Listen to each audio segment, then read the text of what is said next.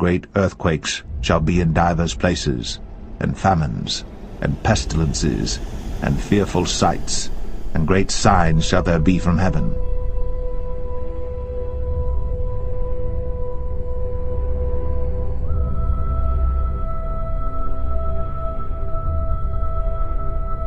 Parents are demanding more information this afternoon after a leprosy scare in a local school district. Letters went home to parents saying 2 students at Indian Hill Elementary in Jurupa Valley might be sick with leprosy.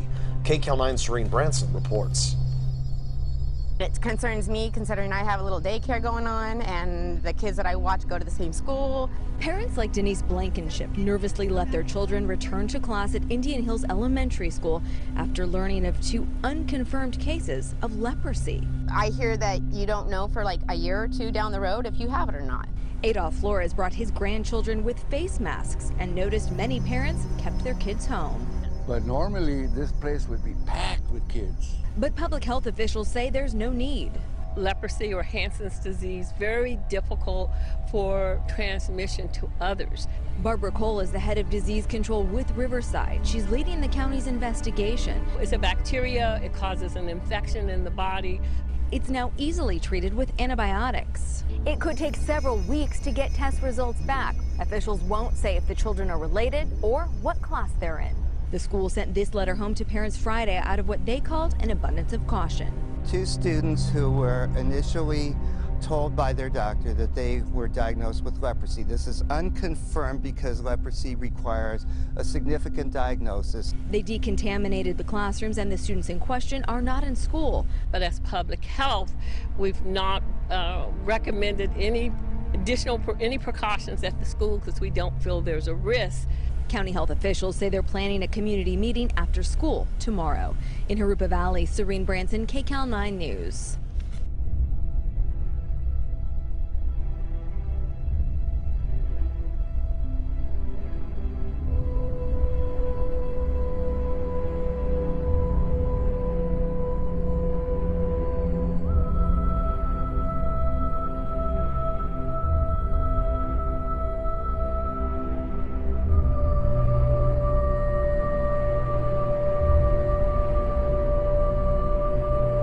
Towns in southwest Victoria remain on flood alert with major waterways bursting at the seams after days of heavy rain.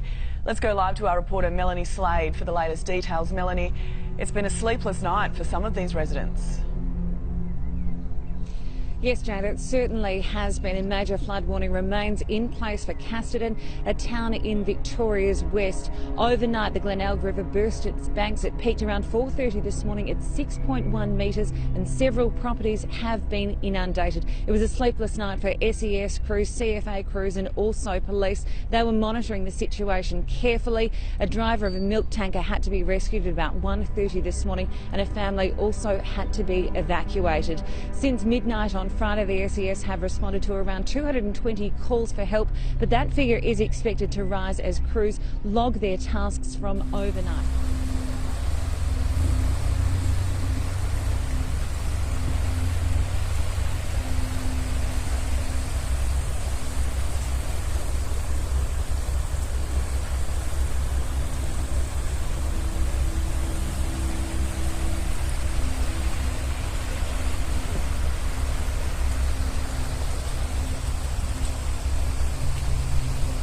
September 10, 2016.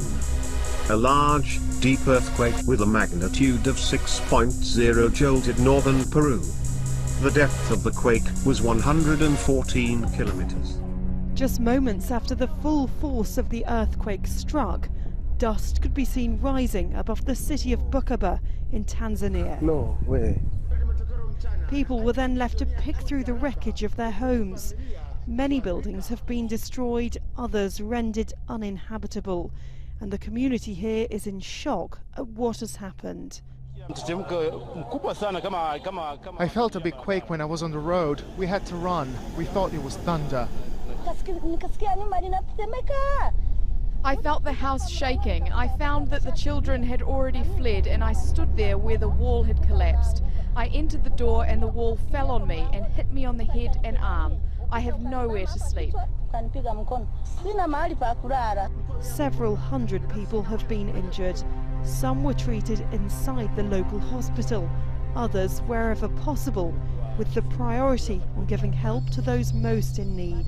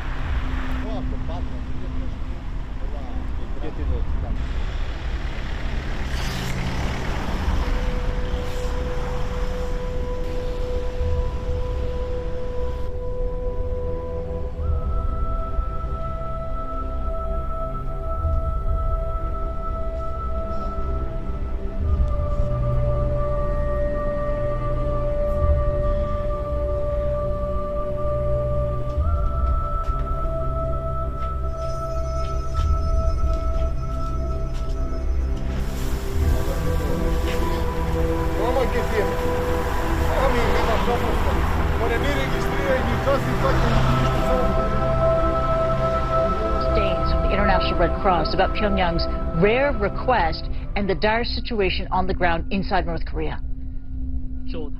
We believe that upwards of 100,000 people have been displaced from the floods, and latest reports are that 538 people have died or are missing presumed dead.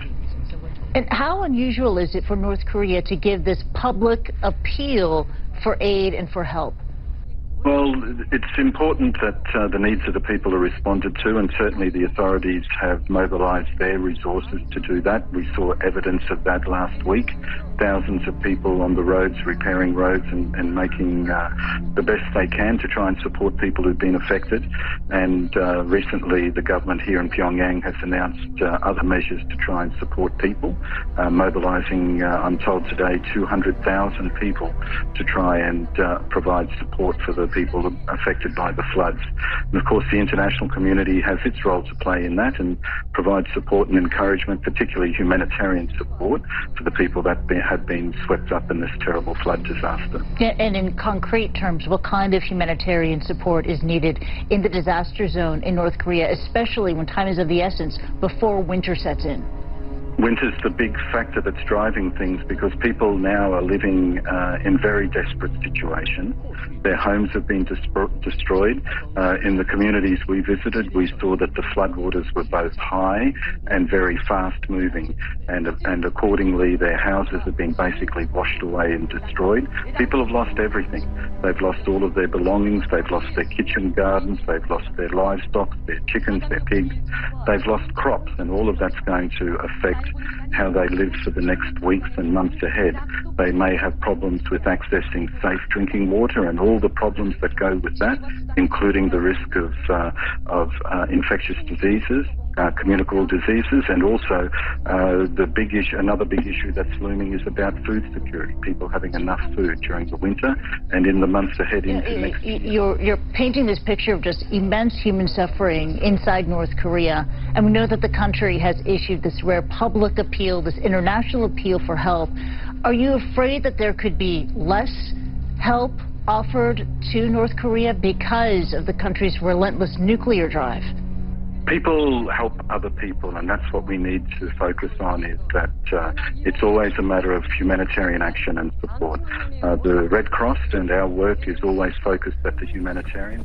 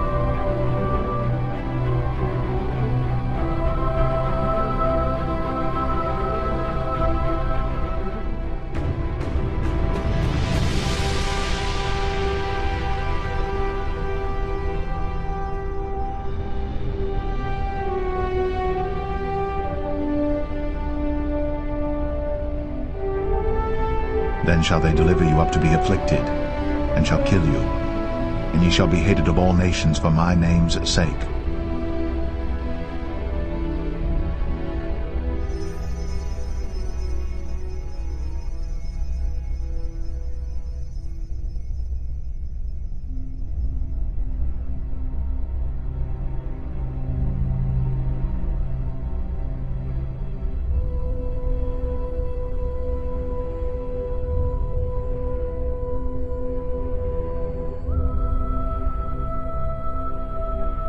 It's an issue of separation between church and state. O'Donnell High School has a painting of the Ten Commandments as well as a Bible verse in their newly built common area of the school. But when students came to school this morning, both paintings were covered up after an anonymous complaint. KCBD News Channel 11's Presley Fowler joins us now to explain. Presley? Well, Christine Abner, I spoke with O'Donnell ISD Superintendent Dr. Kathy Amonette. She says she received a letter from a group called the Freedom from Religion Foundation saying someone complained about the Ten Commandments and scripture being painted on the school walls. This led to her covering up the paintings to avoid a lawsuit until a better solution is reached. But now this issue has created a movement throughout the entire school. Be on your guard, stand firm in your faith, be courageous, be strong. 1 Corinthians 16:13, which meaning that we all just need to stand firm, you know. The whole school came together today. O'Donnell High School junior Katie Grubin explains what she posted on Facebook following the Ten Commandments at her school being covered up. Just one of hundreds of posts from students sharing their reaction, which sparked a community-wide conversation. It's one of the big things that O'Donnell's known for is for keeping their faith strong no matter what. And so we just decided that we were going to make it known that we wanted this as a big deal. After receiving the letter from the Freedom from Religion Foundation, Superintendent Dr. Kathy Amonette covered the paintings this morning first with black paper until some students tore that down. Now the painting of the Ten Commandments is covered with an American flag. I made the decision to cover it up until I make a more informed decision about what I should do, because I don't want to harm the district or cause any controversy or anything. Junior Abby Franklin says the students appreciate the way Dr. Amonette has been transparent about this situation as she hosted a school assembly today after lunch. She's been very calm and very loving towards all of us. The first thing she said is, I know you're all frustrated. I'm just as frustrated as you are. But the students took that frustration and turned it into a movement. Because of this, students have put verses on sticky notes and just around the hallways and stuff. So 2 verses and commandments they've been complaining about turned into 70 more verses. I'm proud of my kids. I think that they have shown the kind of people that they are. They believe in the Ten Commandments and they want to stand up for it. And I'm proud of them for that. Now it is a waiting game as they still don't know who initially complained.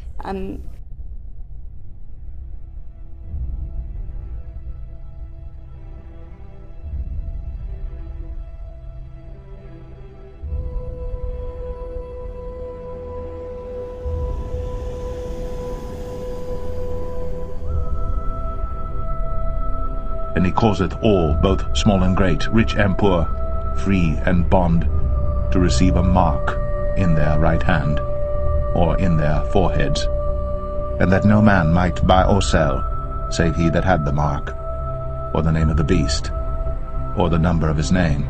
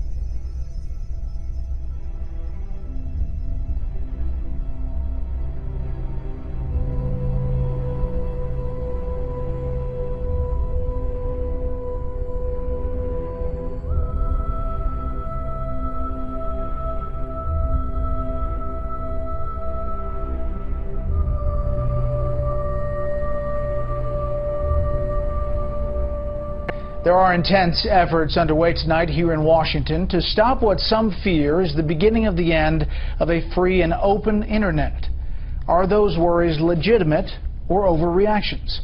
Here's Chief Washington correspondent James Rosen on the president's plan to what some are describing relinquish American control of something you probably use every day.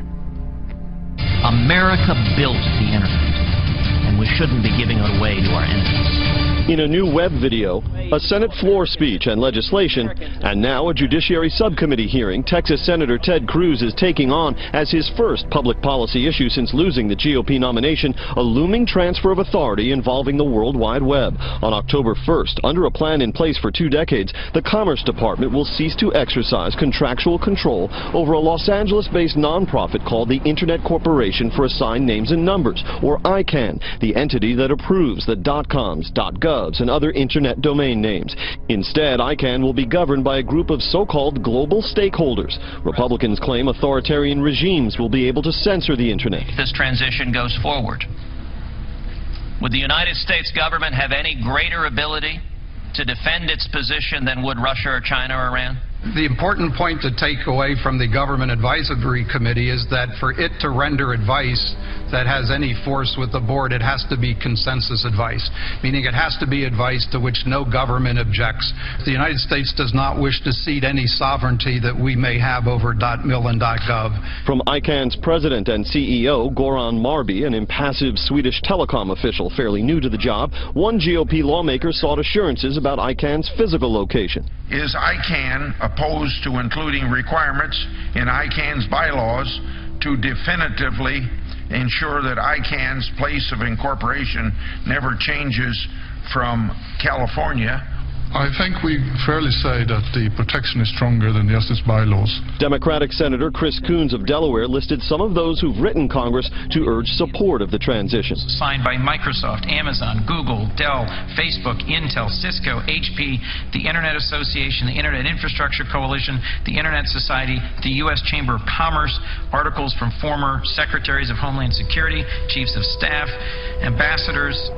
Asked about pending legislation aimed at blocking the transition, either by the withholding of funds or through some explicit statutory override, White House Press Secretary Josh Earnest said it's simply too early to know which, quote, cockamamie proposals by Republicans would draw a presidential veto. And we looked up that word cockamamie. It means ridiculous, Brett, and the internet didn't block me from finding that out. Okay, spell it. No, I'm just kidding. James, thank you. You bet.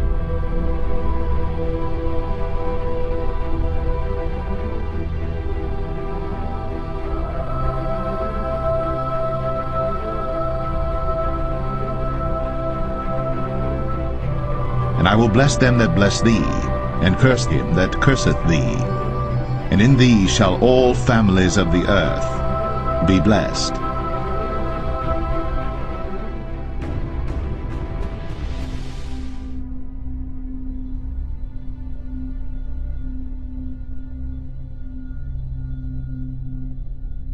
I'm sure many of you have heard the claim that Jewish communities in Judea Samaria, the West Bank, are an obstacle to peace. I've always been perplexed by this notion, because no one would seriously claim that the nearly 2 million Arabs living inside Israel, that they're an obstacle to peace. That's because they aren't. On the contrary, Israel's diversity shows its openness and readiness for peace. Yet the Palestinian leadership actually demands a Palestinian state with one precondition: no Jews. There's a phrase for that. It's called ethnic cleansing. And this demand is outrageous. It's even more outrageous that the world doesn't find this outrageous. Some otherwise enlightened countries even promote this outrage. Ask yourself this: would you accept ethnic cleansing in your state? A territory without Jews, without Hispanics, without blacks? Since when is bigotry a foundation for peace? At this moment, Jewish school children in Judea Samaria are playing in sandboxes with their friends. Does their presence make peace impossible? I don't think so.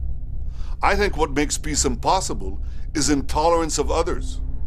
Societies that respect all people are the ones that pursue peace. Societies that demand ethnic cleansing don't pursue peace.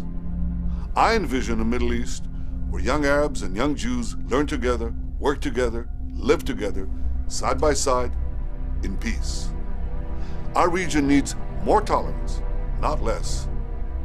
So the next time you hear someone say, Jews can't live somewhere, let alone in their ancestral homeland, take a moment to think of the implications. Ethnic cleansing for peace is absurd.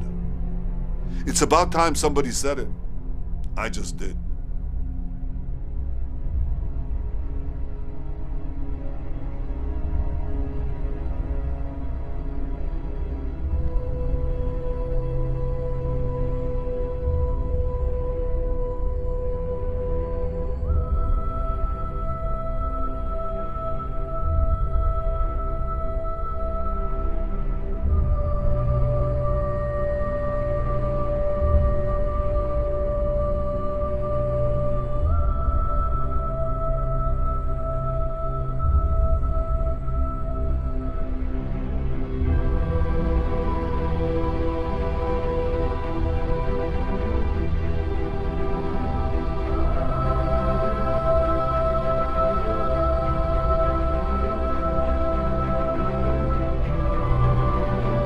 Ye shall hear of wars, and rumours of wars. See that ye be not troubled, for all these things must come to pass, but the end is not yet. For nation shall rise against nation, and kingdom against kingdom.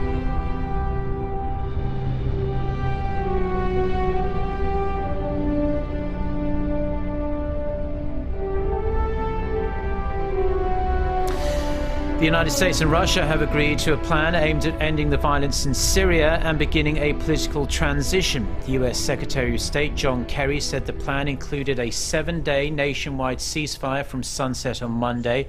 The Russian Foreign Minister Sergei Lavrov described the agreement as significant and practical and said Moscow had already told President Assad of Syria to abide by it. Let's take a look at what they had to say. The United States and Russia together are calling on all sides to recommit to a nationwide cessation of hostilities and to honor its previous terms. This will be effective at sundown on September 12th. We in the United States take the obligation to do all our best to engage and make the stakeholders comply with the arrangements in the documents. As I said, the Syrian government has been informed by us of these arrangements and is ready to fulfill them. The United Nations welcomed the agreement and said it would exert all efforts to deliver humanitarian aid to the hardest hit areas once the ceasefire starts.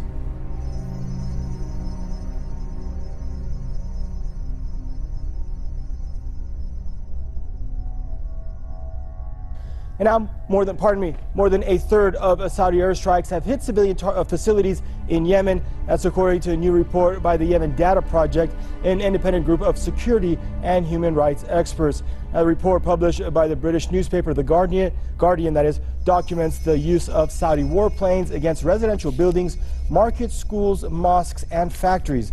According to the report, over 3,000 out of more than 8,600 air raids targeted civilian sites throughout Yemen.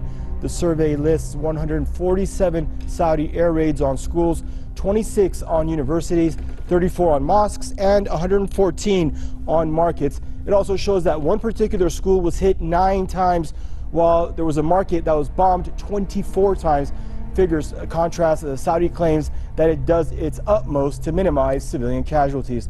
The findings are expected to add further pressure on the UK and the US that have been Saudi Arabia's main suppliers of weapons for the kingdom's war on Yemen.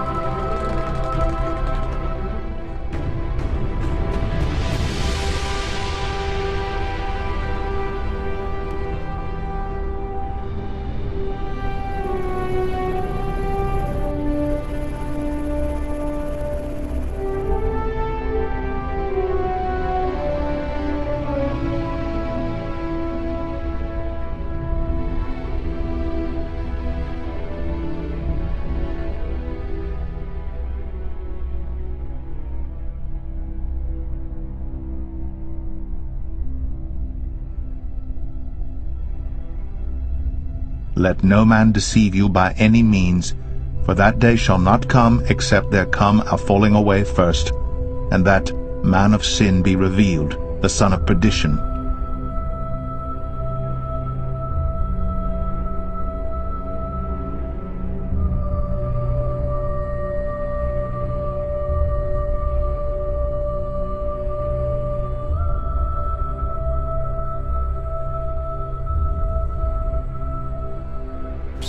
That video that was taken, you wonder if it's not more serious. No, than dehydration. She's been, well, if it is, it's a mystery to me and all of her doctors, because frequently,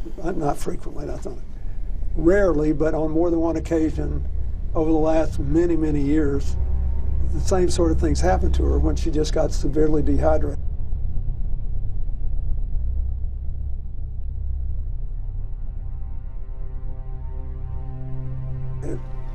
She's been, well, if it is, it's a mystery to me and all of her doctors. Rarely, but on more than one occasion over the last many, many years, the same sort of things happened to her when she just got severely dehydrated.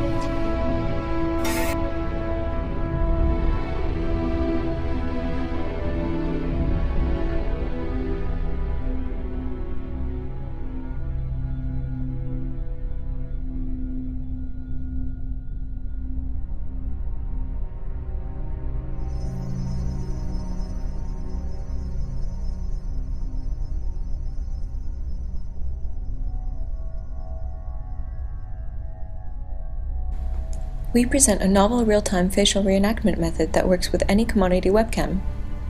Since our method only uses RGB data for both the source and target actor, we are able to manipulate YouTube videos in real time. Here we demonstrate our method in a live setup. On the right, a source actor is captured with a standard webcam. This input drives the animation of the face in the video shown on the monitor to the left. A significant difference to previous methods is the re-rendering of the mouth interior. To this end, we resynthesize the mouth interior of the target actor using video footage from the training sequence based on temporal and photometric similarity. As we can see, we are able to generate a realistic and convincing reenactment result. Here we show a close-up of the footage from the previous live reenactment. The input video stream is shown on the left. Note that the target actor is re-rendered in a neutral pose. On the right, we can see the final output of our method.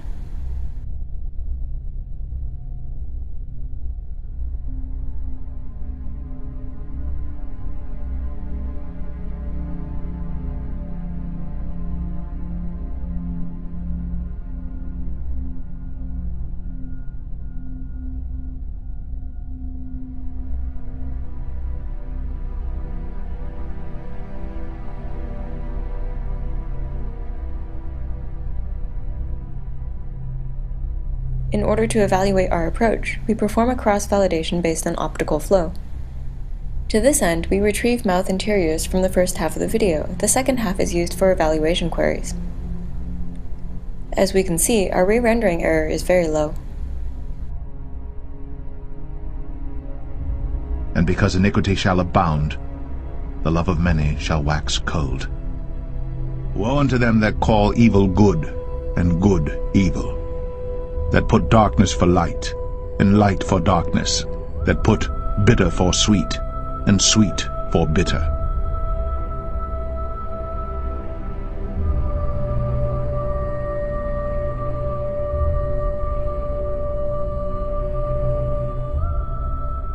We begin tonight with that disturbing new surveillance video. Authorities in Phoenix late today revealing what they call an intentional and violent attack on 3 of their officers.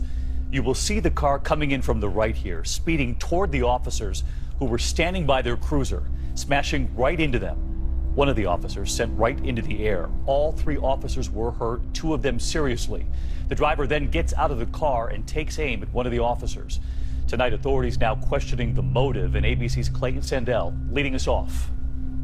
It began in the middle of the night. 3 Phoenix cops just talking next to this police SUV at a convenience mart. What happens next is what the chief calls an unprovoked attack. A man in a red car who appears to be lying in wait suddenly revs the engine and plows right into the officers. Accelerates quickly, headlights on, runs right over our police officers, and into the front. Details on that frightening attack in Manhattan. It happened yesterday afternoon when a man with a meat cleaver led police on a chase through Midtown, striking an officer before they eventually took him down.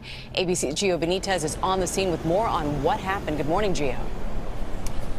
Amy, good morning to you. This is where the attack happened, one of America's busiest neighborhoods. And now we're told it appears to have started because of a boot on a car. Get out of here. A shootout in the heart of Midtown Manhattan after a police officer was attacked with a meat cleaver.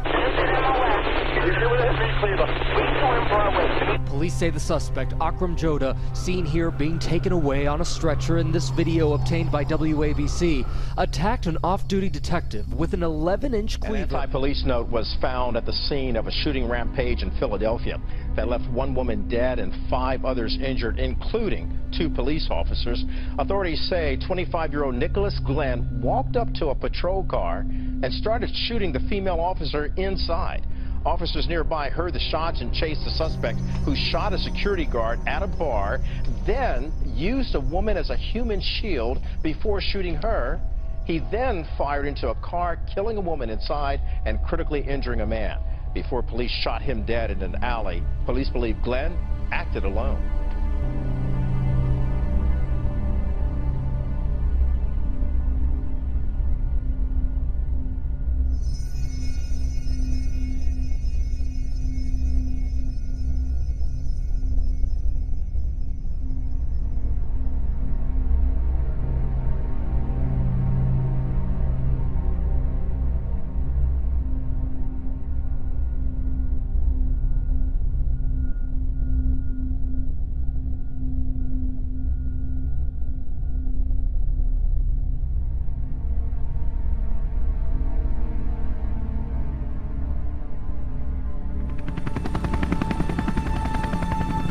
An explosion went off just moments ago at a military base outside of Chicago. Peace and security.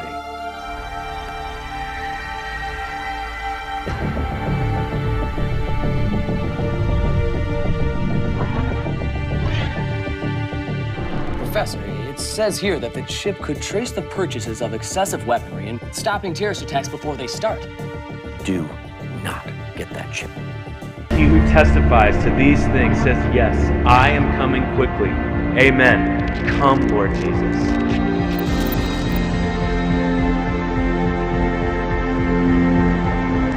That means he can come back at any moment. He can come back right now.